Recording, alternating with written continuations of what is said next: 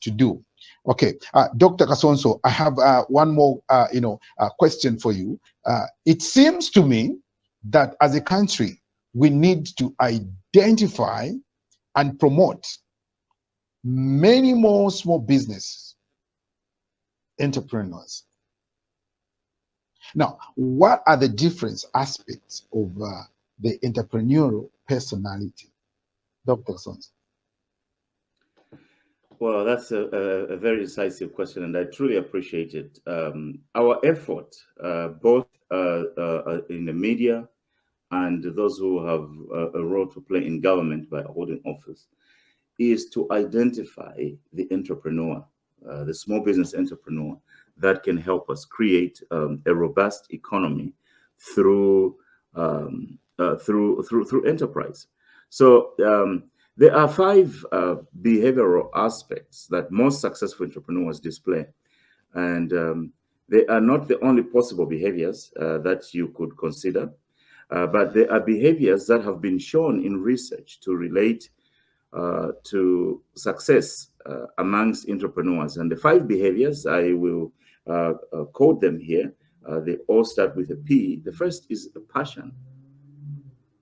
We have to identify people with a passion. So the entrepreneur who is going to be successful has to have passion. So passion is an intense positive feeling the entrepreneur has towards business, or even the idea behind the business.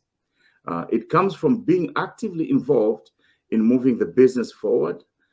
Passion has multiple benefits, such as increasing your commitment to the business, and then inspiring key stakeholders like potential investors, employees, or subcontractors. Passion is displayed in 3 ways. First, looking at the challenges of the business in a creative way, looking at the challenges of a business in a creative way. And 2, by being persistently focused on the business, being persistently focused in the business. And 3, by being absorbed by the tasks and concerns of the business.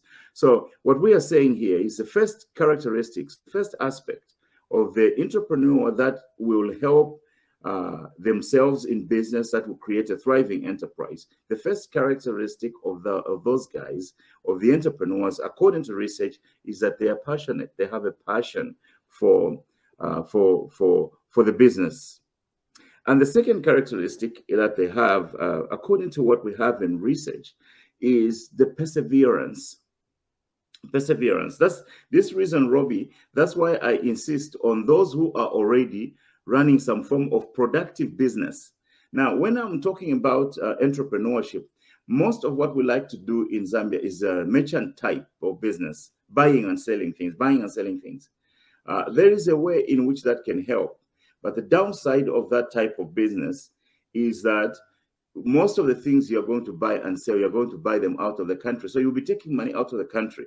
So that's why my thinking is, let's focus on the entrepreneurial small business who are creating something with the resources in Zambia. And then that is what we take somewhere forward. And most of these are in the agriculture sector, but there can be other avenues, including small mines and that are just coming up. So the second characteristic, Robbie, is perseverance. Perseverance is best thought of as a type of learned optimism. The ability to stick with some activity even when it takes long, and when the successful outcome is not immediately known. The kind of enterprise or entrepreneur must be persistent, must have perseverance.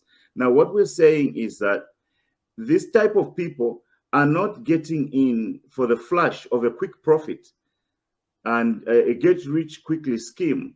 It's people who exercise and demonstrate perseverance, the ability to stick with the activity. Now, the third characteristic or aspect of this type of people who can help us to build the economy, and who we should identify amongst ourselves and even promote, they have this promotion prevention focus. They have this promotion prevention focus.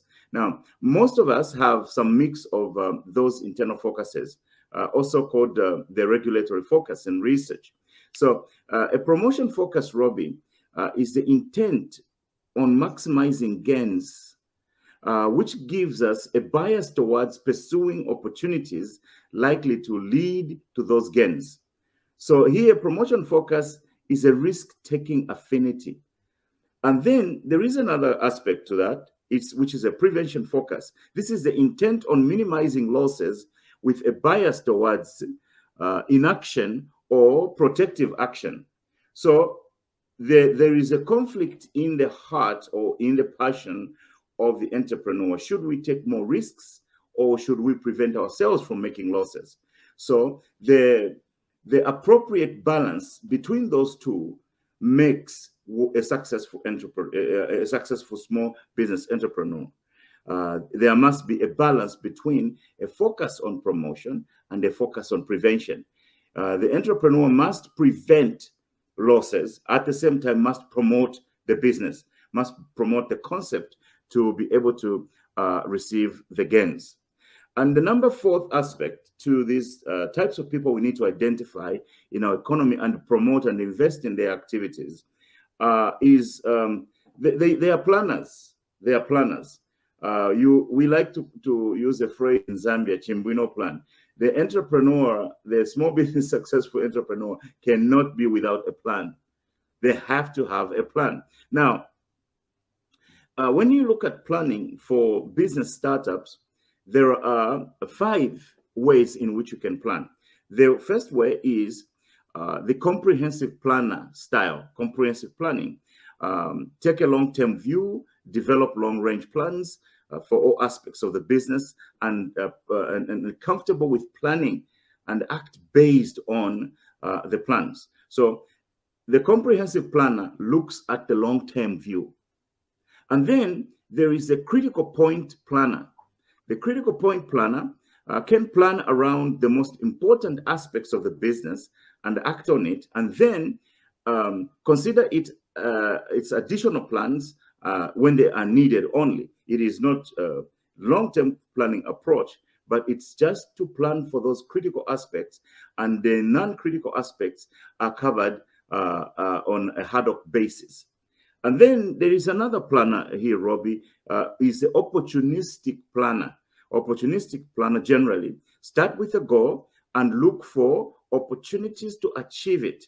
And once they find a good opportunity, even if it isn't one related to their original goal, they act on it. So it is very short-term in orientation.